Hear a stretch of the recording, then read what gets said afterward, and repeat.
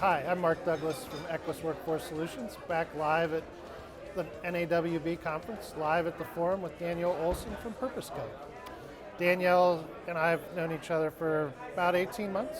Yes. Worked a little bit together on some workforce development initiatives. I did an interview a little bit earlier and someone was talking about how to keep the workforce system relevant. It's a great question. And you've worked internationally in Yes. workforce development. What are we missing?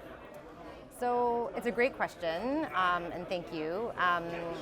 Really to start, right now especially, given the low unemployment rate and the challenges that employers and industry is really having across the country, finding enough workers, that there is this perception that there just really isn't enough workers to fill local jobs, which is a core, historical function of the workforce system. Right now, in order to really stay relevant, we are focused on two kind of main priorities. One is working with workforce partners to really make sure that they are connecting with and most effectively serving all job seekers, really with a focus on those who have been historically the most disengaged. So this includes folks who have been previously incarcerated or returning citizens, the long-term unemployed, in some cases newcomers and refugees, persons with disabilities, so folks who, for a variety of reasons, have potentially not worked for some time, and as a result are not as connected to the labor market. We know that labor market participation is down, despite the fact, as compared to the pre-pandemic levels, despite the fact that unemployment is also low. So really, number one is we need to make sure that our workforce services are really serving everyone most effectively, with a focus on those with the greatest needs and distance from the labor market. And then the second is that we're really embedded with industry in our local regions and economies. And that looks like a variety of things, but it really starts with deep industry partnerships and customizing solutions that are meeting industry needs today, but also thinking about industry need in 6 and 12 months, as well as embedding workforce solutions in economic development. So your international work is Yes. in Canada and the United States. That's correct. And Canada does a really fantastic job with apprenticeship and pre-apprenticeship. That is. What do we need to do better in the United States to catch up with how Canada does apprenticeship? Well, I will say that there are lots of great examples of good work happening in apprenticeship in the United States as well. So I don't think that Canada necessarily has the complete upper hand, but certainly two key priorities in apprenticeship in Canada, which I think are similar to here, are related to ensuring access and really promoting apprenticeship opportunities to a broader range of job seekers and of the workforce. So typically you learn about apprenticeship if you are employed by a company that has them, or if you have friends or family who are have gone through apprenticeships themselves. So we often don't learn about apprenticeships in the school system, which is one key lever and opportunity, so that when youth are in high school, they're really learning about apprenticeship early on before they're choosing a post-secondary pathway, so that apprenticeship may be that pathway. Certainly we've learned here at the forum that if you go through an apprenticeship, you complete, you earn a good wage throughout it, but you also complete it debt-free. So there is a real opportunity, a competitive opportunity around apprenticeship compared to some post-secondary programs. So making sure that youth know about them in high school and they're promoted equally and are made accessible. And to diverse populations. So in some sectors, women have been historically very underrepresented. So if we look at construction and the building trades, whereas with really strong apprenticeship intermediaries, and there are examples in the US, in California, as well as in different parts of Canada, those intermediaries really target recruitment, and they go out to community and they recruit and they promote these opportunities, and then they also ensure that those apprentices are going directly into jobs and are getting the supports that they need to move through the apprenticeship successfully. And then the second part, to answer your question, is related to retention or completion. So in many cases, apprentices don't complete, and this is also the case in Canada. So where especially where there's value to the apprentice and the employer for the apprentice to actually complete all their levels of training, there need to be incentives in place, incentives and supports. So the apprentice needs to be able to take time off work. They need to be able to access that in-class training and education in a way that's convenient. So not necessarily in another city, which is sometimes the case. So those are the two key pieces. Okay. And where does Purpose Co fit into the equation? It's a great question. So Purpose Co is a boutique workforce development consulting firm, very much dedicated to working with partners to design and support the implementation of workforce solutions that really seek to address access and equity while meeting the needs of key industries and employers, often involving industry partnerships at a regional level. So we work with our partners to do everything from kind of design a concept, starting with a blank slate, to looking at a fully functioning regional workforce system and identifying where the opportunities are to improve it.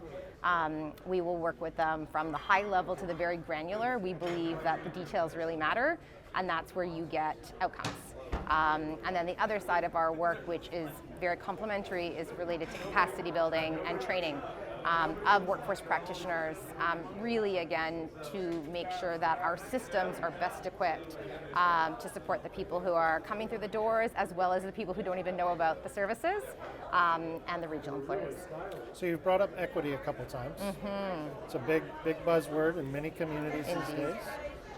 Tell me about the work that you do around that. Mm-hmm. So from our perspective, equity has a number of spokes or facets. The first is really around access. So who has access to jobs, and specifically to good jobs. So what we specifically will do to either address or promote, enhance access and equity is within program design, working with employers. So we will usually work with our partners and support them to work with employers and or play that role directly if it's appropriate, to get the employers to first look at their own practices and how their traditional hiring, screening, onboarding, training, promotional practices may actually be preventing certain candidates from moving through the process. So sometimes it starts with the job description. Often it's the actual screening and selection process. So if they require a GED, for example, if they require a criminal background check, that may remove a lot of very strong candidates who would actually be incredible assets to their community. And it also creates a structural barrier for an enormous number of people. What was your first role in workforce development? That's a great question, and I don't know if we've talked about this before. I started off when I was 18, working for a staffing agency. So I fell into the sector, as many folks have, and over that time worked with a number of industries. So we worked with financial services, manufacturing. We did staffing for Cirque du Soleil at the time, so really a full range of industries. And within that, I really gained a deep appreciation for work and for the function of the labor market, and fundamentally why staffing agencies exist. So this need to be able to quickly connect talent to demand. And I also, through that work, realized that the labor market, it does have a lot of inequities. And I saw it I saw it in a number of places, which then kind of led me to my current path, which is working with groups like the workforce boards and their partners to really make the labor market work better for everybody. So I'm really lucky. I've got more than 60% of my coworkers are ladies. And my executive team, at least 50% is ladies. Mm-hmm. You're an executive lady. I am. What type of advice do you have for a young lady that sees you sitting in this chair on this video that says, I want to be you? Mm-hmm. That's a great question. It's not on the card. No, it's not on the card, and it's a great question. So I would say first, really tap into what you want, and spend time over the all the time, but over the course of your life, just reflecting on who you are. So identify what you want, how you want to spend your time, how you want to use your talents, identifying your talents. So just don't underestimate that you have choices, and really reflecting on what you want, what your goals are.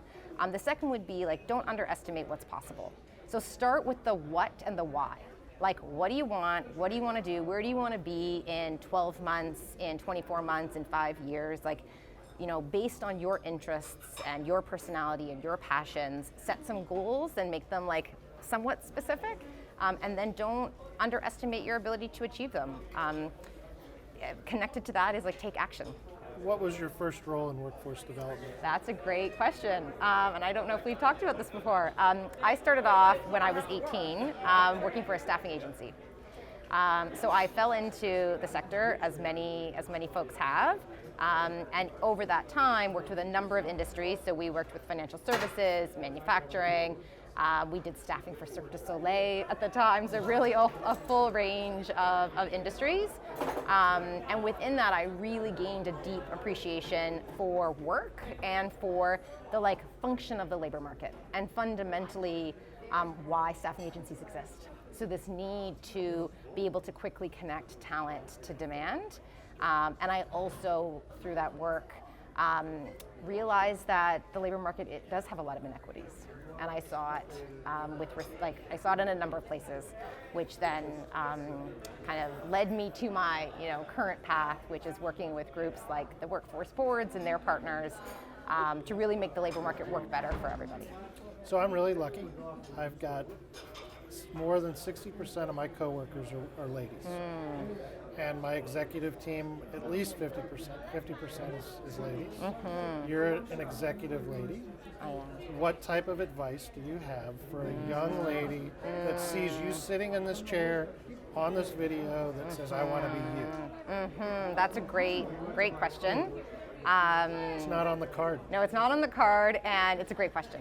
So I would say first, really tap into what you want, and spend time over the all the time, but over the course of your life, just reflecting on who you are. So identify what you want, how you want to spend your time, how you want to use your talents, identifying your talents. So just don't underestimate that you have choices, and really reflecting on what you want, what your goals are. The second would be don't underestimate what's possible. So start with the what and the why. What do you want? What do you want to do? Where do you want to be in 12 months, in 24 months, in 5 years? Based on your interests and your personality and your passions, set some goals and make them somewhat specific, and then don't underestimate your ability to achieve them.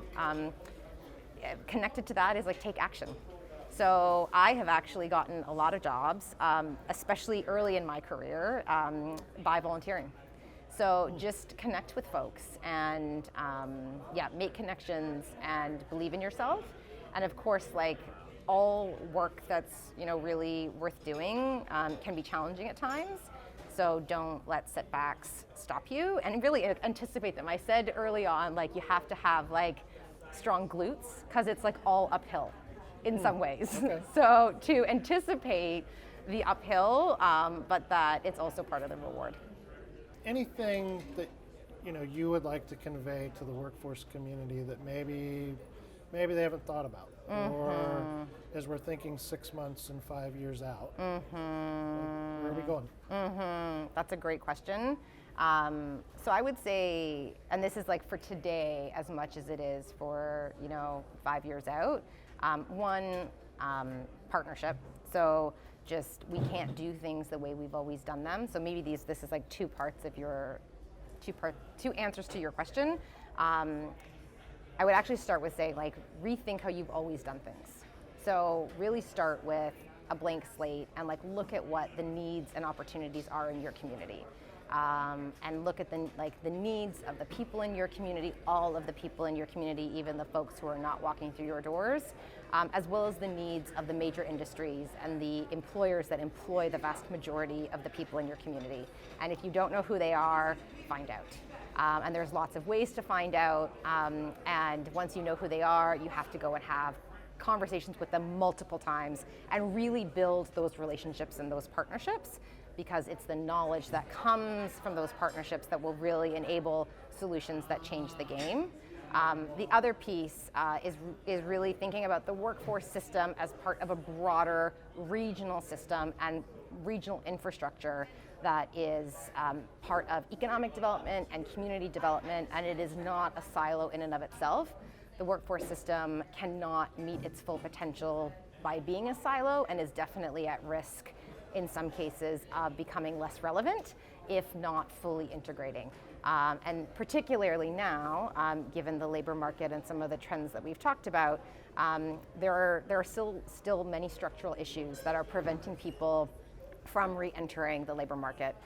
These include access to childcare, access to transportation, in some cases affordable housing, and those are structural issues. Those are bigger issues to fill. The workforce system can't solve them on their own, but we can't solve the workforce challenges without those solutions. And we can't solve these challenges without new ideas.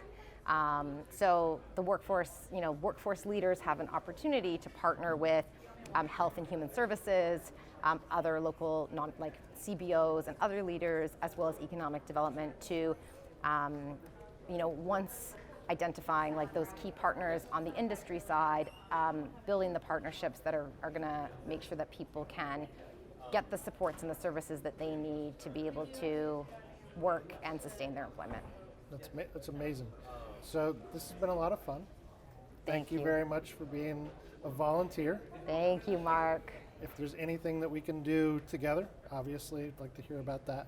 And then welcome to the workforce system in the United States. Thank you.